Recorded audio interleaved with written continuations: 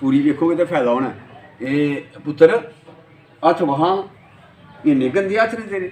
अच्छा जनाब हथ धोने चाहिए ना।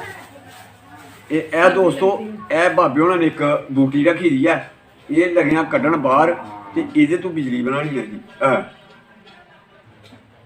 ए प्यारे दोस्तों ये बाबे होना बूटी रखी दी है एक। ए प्यारे दोस्तों ए बाबे होना बूटी जे रखी दी ते इहदे तो बनानी है अज गैस। ते उम्मीद है कि गैस बने गैस बने। ये जी बूटी है ना, ये बूटी आम मिल जाती है, ये कोई एड्डी महंगी बूटी नहीं। ये जनाब इनू पई रही है ना तो खराब हो जाती है। हाँ जी, यह जनाब एक ढेली पानी है भी तुहानूं दसांगे कि की चीज़ है।